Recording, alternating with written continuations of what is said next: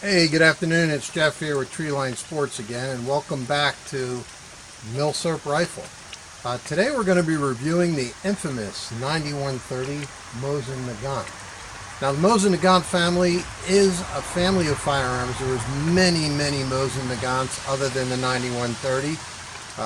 Just off the top of my head, there's the M38, there's the M44, and of course the 9130, as well as others.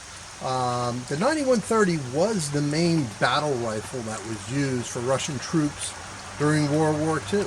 And today we're going to be shooting a collection of 3 of these, one of which is a sniper variant.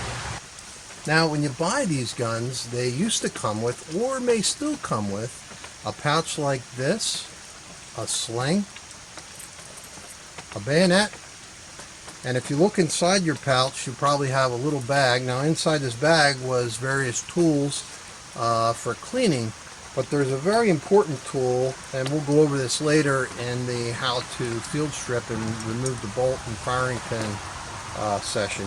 But if nothing else, this and the sling you can get away with, but I highly recommend, I'll bring this up to the camera, if you can find one of these, and if you don't already have it, get one. This is a depth gauge for your firing pin, and it's very critical to put the firing pin in the correct position. But again, we'll cover that in a later video. Also, the 9130 would have come with a spiked bayonet such as this. Now, these bayonets are serial numbered. I've never been lucky enough to find a rifle with a matching serial number. But note that it was spiked. Now, today, Geneva Convention will not allow this type of bayonet on the battlefield. It actually was designed, so I've heard, to penetrate the wool coat that the Germans wore during the time, especially during the winter conflict. So, very dangerous, extremely sharp. The point actually can be used as a Phillips screwdriver. Again, multi-tool, very smart. Russians put together a very nice system here. I'm going to put these back. Now, today, since we're talking about the rifles, what I'm going to be shooting today is a hexagonal 9130. This is a full-length gun, as you can see. The hexagonal receiver was made prior to the war. You'll find these, and notice it has lands, if you will, around the top of the receiver. These were made, usually you'll find a date code on them in the 30s. You could even find them in the 20s, and sometimes even in the early 1900s. During the war, and I don't have an example of this, but during the war they actually rounded this off. It was basically to save time and money in the process of making firearms. At the time, Germany did invade Russia, and they really needed to get weapons out to the troops, and it was just another cost savings and time savings to produce without that hexagonal look. But the ones we're going to be shooting today do have the hexagonal. If you are looking for a collectible, you probably want to see if you can find one of these. Hey, if you've got a round, they shoot as accurately, and they are collectible. These guns, you know, unfortunately or fortunately, 10, 15 years ago, were like $100. Today, they've quadrupled that price. Don't like to quote prices because you can find them relatively inexpensive. But again, as I say, with all Milsurp guns, if you see one, you like it, don't hesitate. Get yourself one of these. They are good shooters. They're fun to shoot. They are extremely accurate. There was a lot of snipers that carried this variant.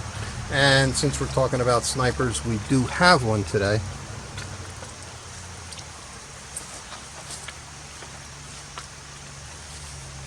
This being a sniper variant. So it has the PU scope. You'll also note it has the teardrop bolt or drop down bolt, making this easier for a scope or allow a scope. So we're going to be shooting this today as well. This scope was manufactured about the time of the war, but I don't think this was a true sniper. I think this was put together by Sentry, who brought this in. However, historically 100% accurate as far as that configuration goes. So anyway, let's get started and let's have some fun shooting these guns.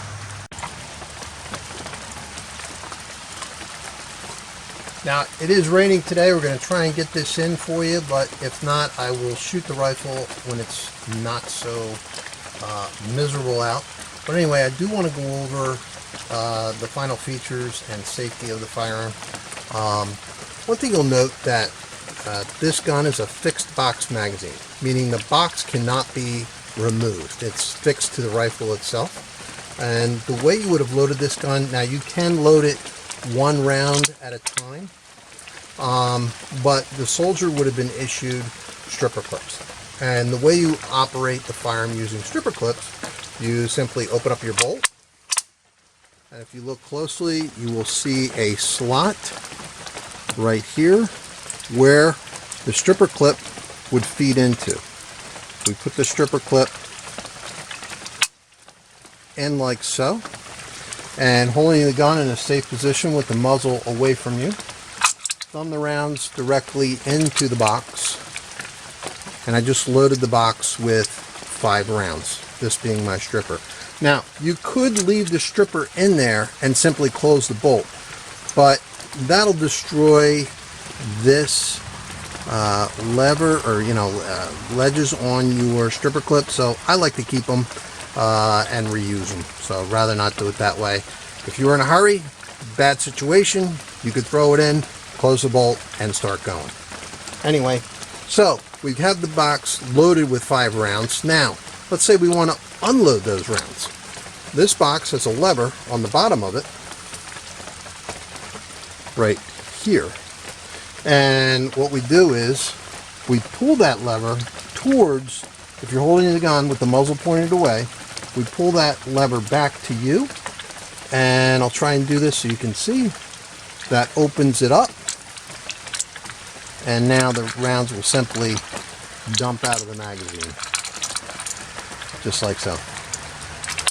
Close it back up, and now you see we have an empty chamber. Now, let's go over the safety. Let's suppose we had a round in the chamber. I'm going to close it with an empty chamber. You have a round in the chamber, hypothetically, and you want to put the gun on safe. Notice that the bolt is moving in one smooth parallel direction. If I take it, again pointing it away from me with a round in the chamber, I pull the bolt and twist it slightly to the left. You'll notice how the bolt is configured now.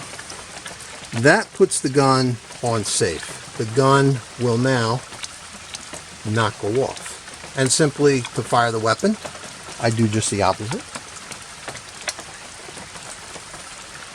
Bolt in parallel position. Now the gun would have went off had there been a round in the chamber. So know your gun as if you were holding it, know the safety features, know how to load it, and know how to unload it. And remember, when shooting at any target, know what's behind you, know what's in front of you, and know what's going to stop that bullet at the end. And hey, nobody gets hurt. Let's have some fun. Well, as you can see, the weather isn't really cooperating with us today. We're going to shoot this gun anyway, just so you don't have to wait till next week's episode, but we will be shooting more of the Mosin Nagant in the next series, as well as future series. So, no, that's not the end, but we appreciate you sticking with us, and hopefully it also give you at least some understanding of the rifle.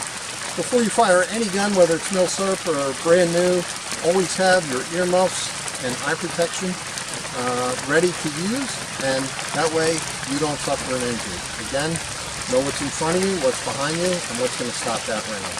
Let's get started. Safety glasses, ear protection.